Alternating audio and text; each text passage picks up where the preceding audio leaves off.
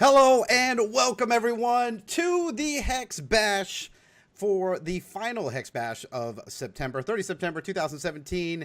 Hope you guys are ready for some great coverage today. Let's go ahead and introduce our casters for the tournament today. My name is Adam Takata. You can call me Snake. I'm also joined by Paul Spencer, aka InfamousNeo. Neo, how are you doing today? Not too bad. Yourself? I'm doing very well, thank you. And of course, not to be undersold here, Nicholas Prodaski, aka Penta. Penta, how are you doing today? I'm doing very well. That was the closest anybody has cold got my last name in a long time. All right, guys. So welcome to the Bash. Let's go ahead and talk about the rules for today's tournament for those who may be joining us new. This is a standard constructed tournament in the Swiss format. Minimum of a 60-card deck with a 15-card reserve. And the top 8 players after the Swiss portion will break into a best 2 out of 3 single elimination constructed round. So let's talk about some of the amazing prizes that our players will be playing for today. And there are some very beautiful ones here. As you can see there on the left-hand side, that gorgeous animated alternate art Primordial Sabertooth sleeve, and of course that alternate art Primordial Sabertooth card, prizes that can be won by our competitors today. Along with that too is the beautiful Badlands battle board. So the battle board there, the Primordial Sabertooth alternate art card, and of course the animated Primordial Sabertooth sleeves there. Some really amazing prizes on the digital side of the house, but there's also some great cash prize as well. And let's go ahead and go into that breakdown. Coming in at first place, the winner will walk away with $500. That Badlands battle board, the Primordial Sabertooth AAA sleeve, and of course the Primordial Sabertooth AAA card. So players today trying to vie here for that $1,000 pool, and of course first place walking away with $500. Second place will walk away with $250. Not a bad haul. The Badlands battle board, the Primordial Sabertooth AAA sleeve, and of course that Primordial Sabertooth AAA card.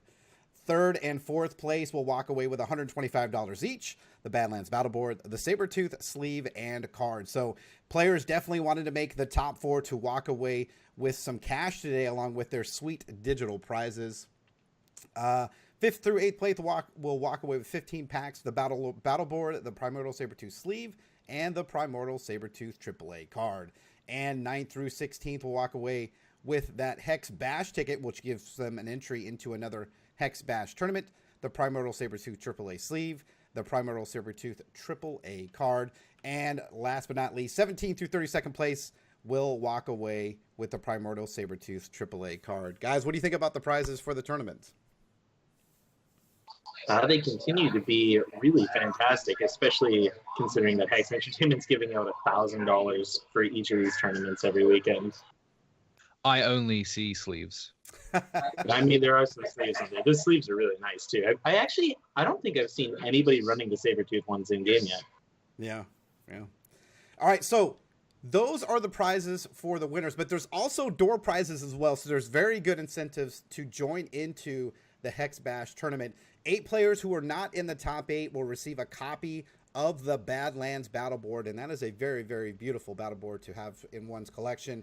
8 players not in the top 16 will receive a copy of the Primordial Sabertooth AAA sleeves, and 8 players not in the top 32 will receive a copy of the Primordial Sabertooth AAA card. So even if you don't make the top 32 and gain some of those prizes, there's still a chance for 24 players to walk away with some pretty sweet prizes here. All right, so let's go ahead and we will start looking for our next match in the HEX Bash. Now, remember, in the tournament, we have the replay feature. So the replay feature, we have to wait a little bit of time between rounds for them to start, mainly because they're on a 15-minute timer after the match is complete. So we will be doing coverage of each round. So just be aware that we'll have to make adjustments to it as we go along. So let me go ahead and make some changes here. Before I do that, Penta, Neo, do you guys have any comments or anything you guys want to say? Just good luck to all of you beautiful people out there today, and make sure you win, every single one of you. Yeah, I can. Yeah, no, never lose a game. That's the best way to win. What are we expecting to see today, or what would you like to see in today's tournament? Any particular decks? There is going to be a lot of Kagalichu running around after last week's dominating performance. And then we are going to see a lot of people trying to adjust to that, try to come up against the Socket deck. I wouldn't be surprised to see more Gemborn powers than we've ever seen before. Okay. That may be true. I'm hoping that people are going to be picking up Cyriius' deck from last week, the combo deck with some Deathcry effects and the Death Seeker, triggering off that Death Seeker over and over again with some sacrifice effects to do some crazy stuff. That was my favorite deck from last week anyway. And normally I'm a big Winter Moon fan, but I think this version of Winter Moon is a little bit of a one-trick pony. So I'm looking out for that Death Seeker deck. Okay. All right, so just making some final changes.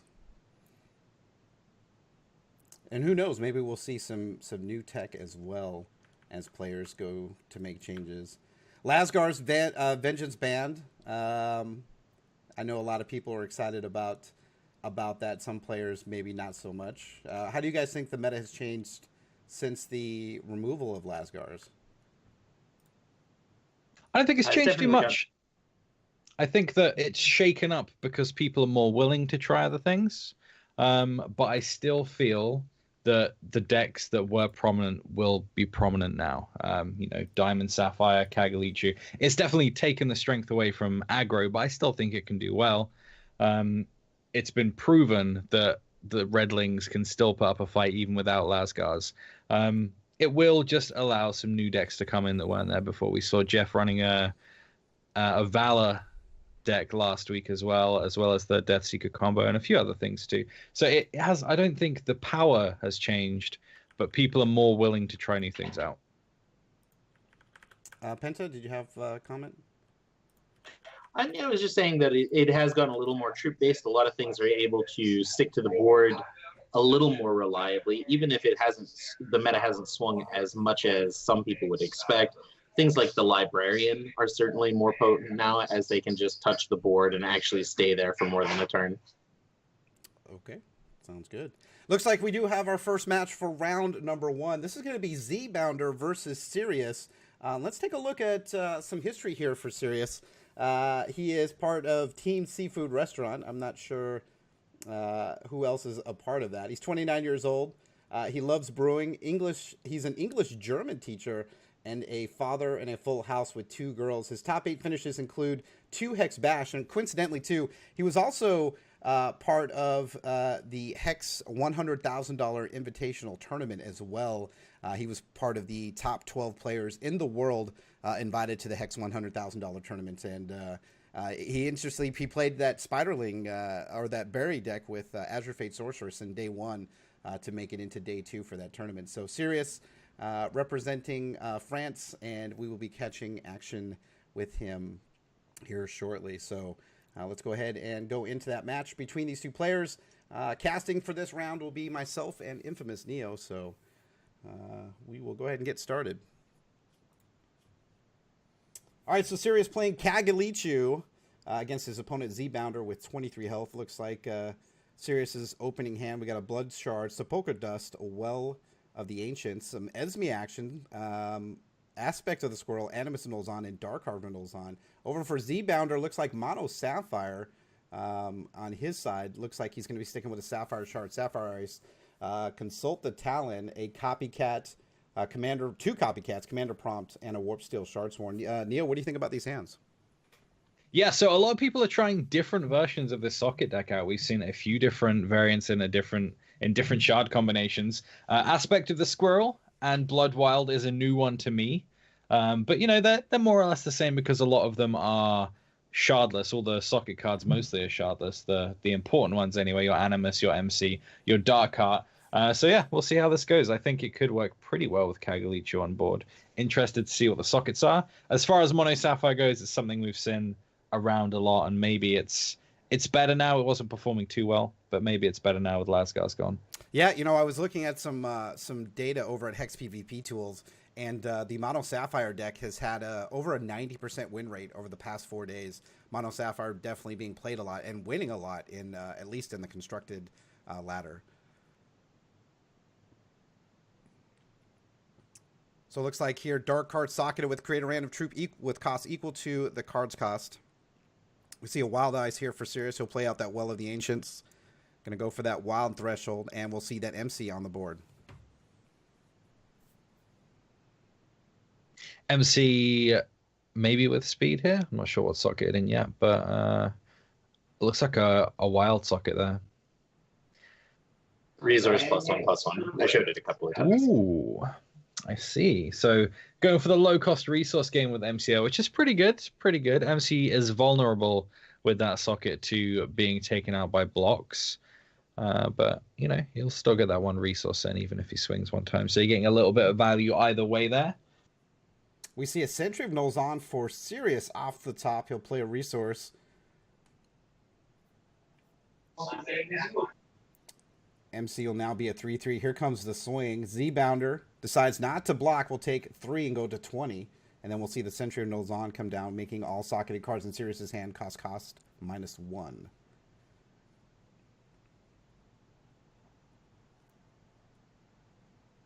So the resource there, pumping up beyond the range of blocking there. And that means without an answer to that in Zbounder's hat, that's going to ready again and bring a socket troop tandem with the Sentry on board and the Animus in hand. That's pretty potent. Obviously, an Empress of Ice could sort of lock things up here, but there isn't one currently in hand.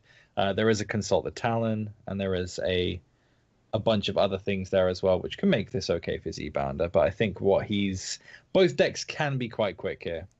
And I think the Zbounder might want to pick up, either a Magistrate or that lockdown with Empress. Cyriius activation of that champion power finds a Runir Hierophant off the top that has Deathcry, Summon an Abomination. It gets attack and defense equal to this troops, and Skyguard and Steadfast. We saw that Warpsteel Shardsworn earlier from Zbounder creating the troop that milled. So double mill here after Zbounder creating those Warpsteel Shardsworn. Here comes a swing for 4. Zbounder going to take it to the chin, goes to 16. And there comes the Animus of Nolzon. Yeah, Animus is really strong at just pumping the entire board up and everything in deck too. We've seen a lot of this card get removed with Hero Falls and Strangles, and it never usually gets online. It's more of just like a removal sucker that takes all your opponent's removal and focuses it on it. But, in this matchup, it might actually have some legs. Zbounder here playing a resource at 4. Has a couple options here. He could Consult the Talon. He's waiting for, obviously trying to hope to find that Empress of Ice to keep things on lockdown. It'll be interesting to see what Zbounder wants to do here. Skittering Cultivator will come down. Has 5 troops on the board.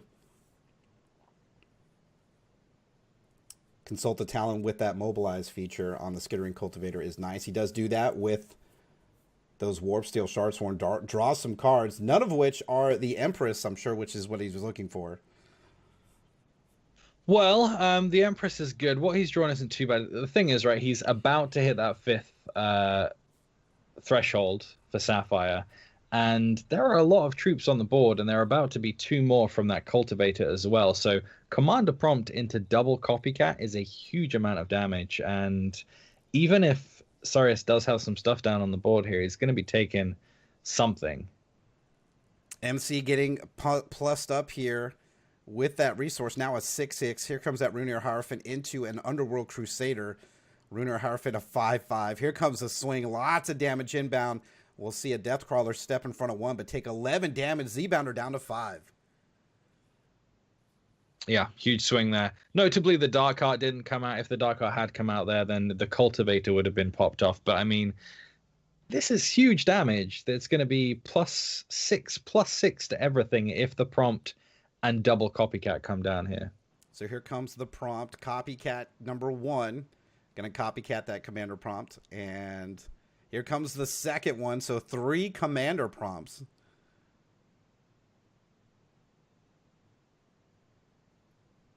Yeah, it's big damage, and there are 4 unblocked attackers, each with 6 attack. Yep. And if my math is correct, that's probably going to be the end here. And here comes the swing with everything, minus those commander prompts.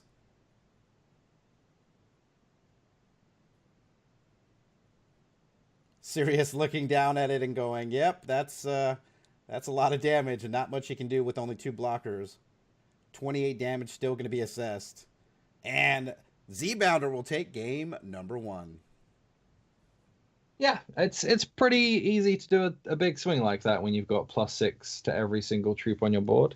Yeah, I mean, Dark Heart potentially could have stopped that from happening if things were just played slightly differently. But he decided to go for the big damage, not expecting that much damage to come back in, which I suppose is fair. Like that, you have to.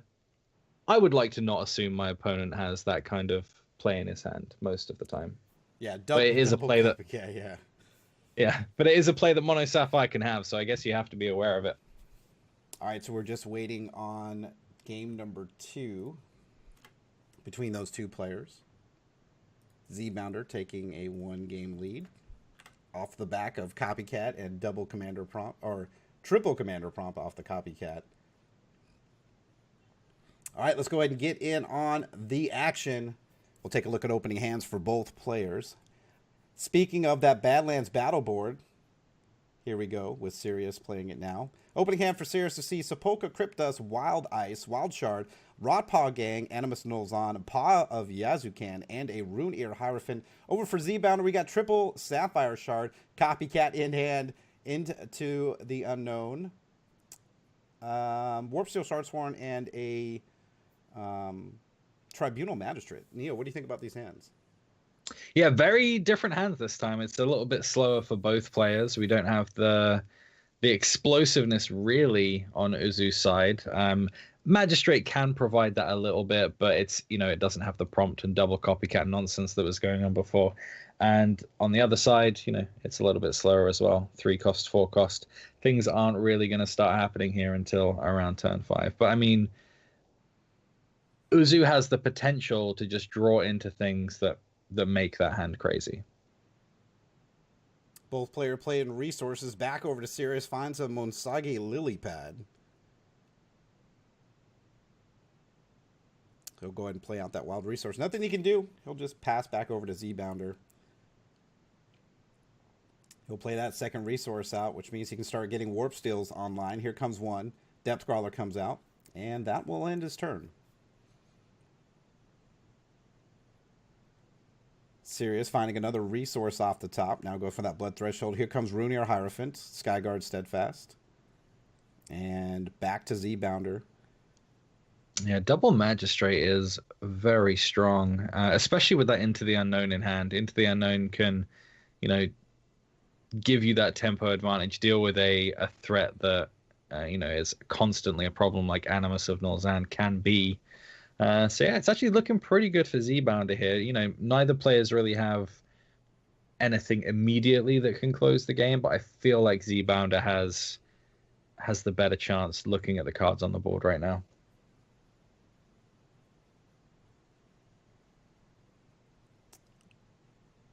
Here comes that Into the Unknown. Rune Ear Hierophant's going to turn into a Balthazar for Cyriius. Here comes that swing for 4. Cyriius going to go down to 17.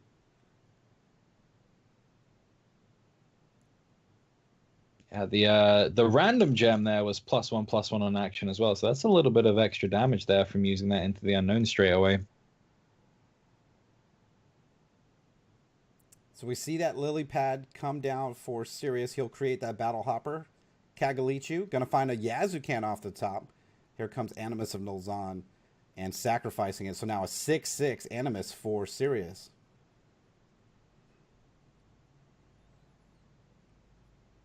It's interesting. There aren't really too many targets for that sacrifice effect, but I guess there's a lack of gem choices in this specific shard combination. And a lot of the time, sacrificing of Hierophant is going to be fine anyway.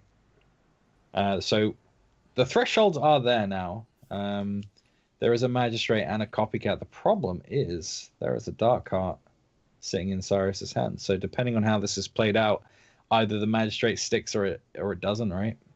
Tribunal Magistrate activation of that champion power will give him that 5th threshold he's looking for. So copying the Tribunal Magistrate means double Magistrate here for Zbounder. And things can get pretty bad here for Cyriius if those remain on the board for a while here. Well of Ancients for Cyriius now at 5, and here comes Darkheart.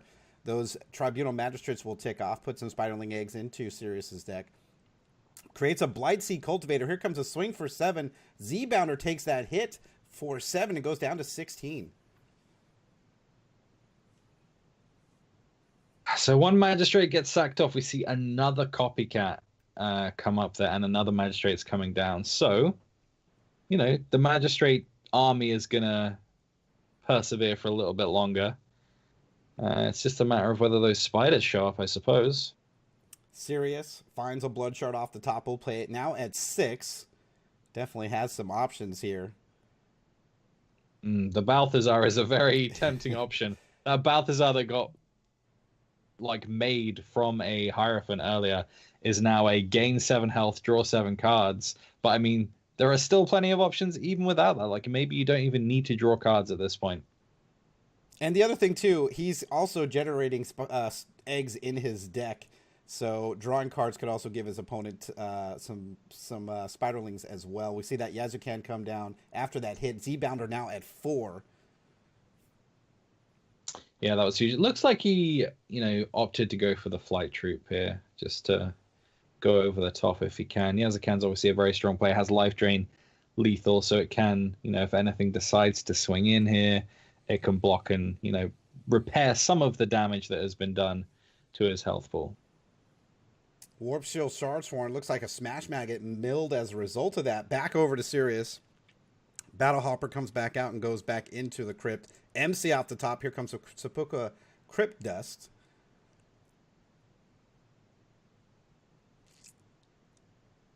Cyriius has 3 damage in the air that Zbounder can't respond to.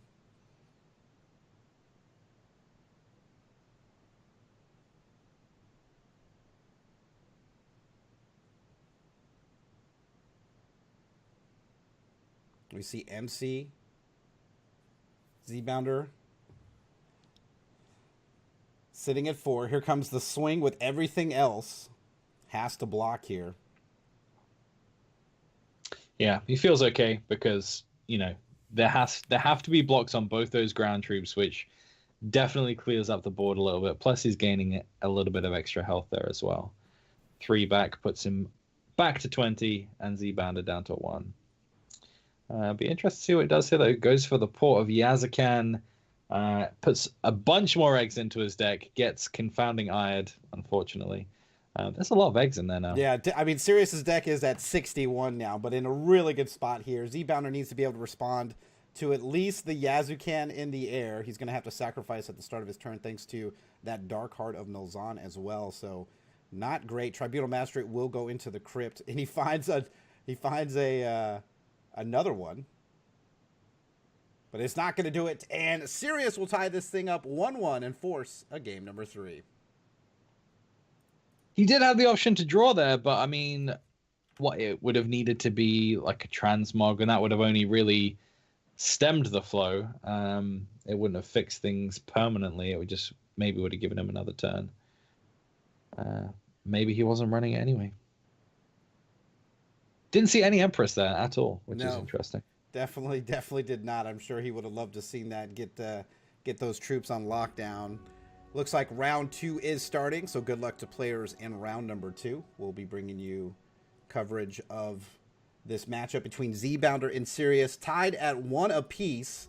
Let's go ahead and get on the action. Zbounder will have the option to go first. We'll take a look at opening hands for both players and see what they are working with. For Zbounder, we see triple Sapphire Shard, double Consult the Talent, Tribunal Magistrate, and Deny. For Cyriius, we see a Blood Shard, Monsagi Lilypad, Casualty of War, Animus of Nulzahn, Hero Fall, MC, and I'm not sure of the card there in the middle. Can't see it very well. Yeah, so what do you think of these hands, Neo? I do not like Zbounder's hand. I think that knowing that Dark Heart is a definite thing that can come down This hand looks, it's a tough sell for me. But Cyriius' hand looks fantastic. He does actually redraw that hand and gets something that looks a little bit better there. Interesting, we see Wind's Whim. Not a card you see too often. It is a Mobilize Interrupt. So we see a resource into Arcane Focus. So a quick start here for Zbounder, being able to look at the top 2 cards of his deck. He'll be able to select one of those, put them into his hand. The other one will go back into the deck.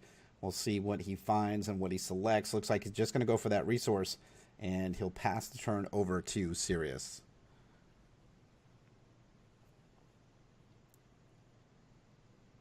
So this Acolyte of Shoku is actually pretty interesting because it allows the Animus to come down a turn sooner.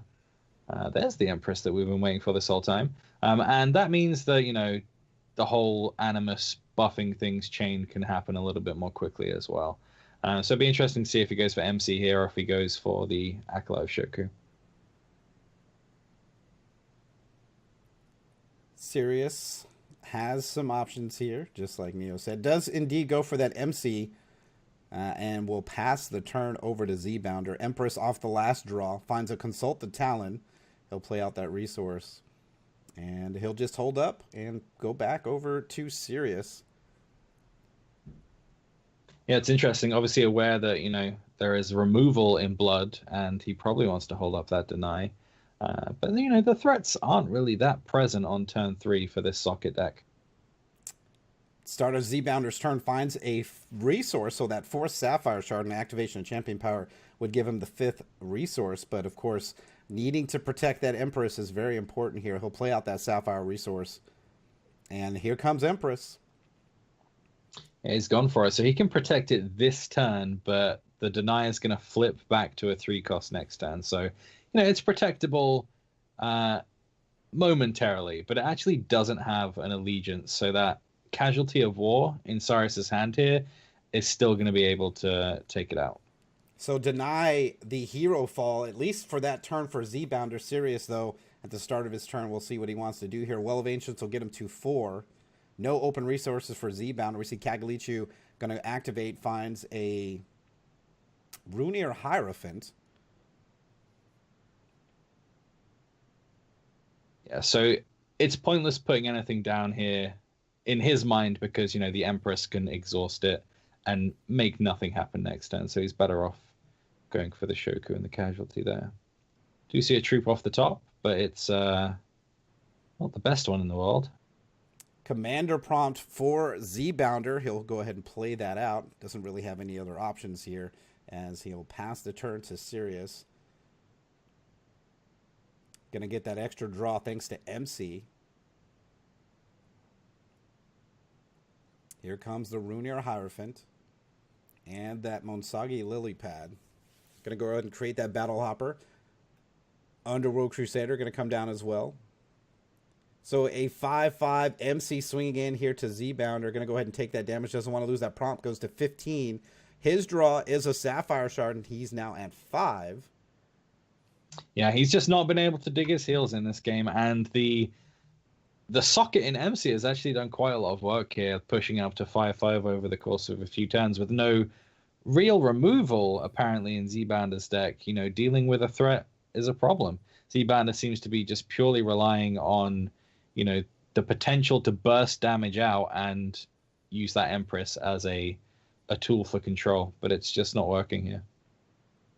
13 damage here on the board for Cyriius. No open resources for Zbounder. Going to go ahead and create that Battle Hopper. Here comes an Animus of Nulzahn, sacrificing it, making it a 6/6.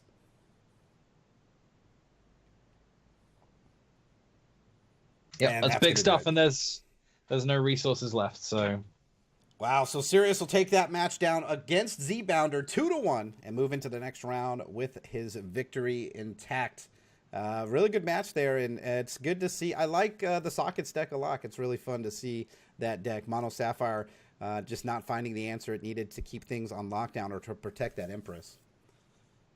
Yeah, I think Mono Sapphire is, it's having a rough time. I think it kind of lost a lot of power with the gem rotation.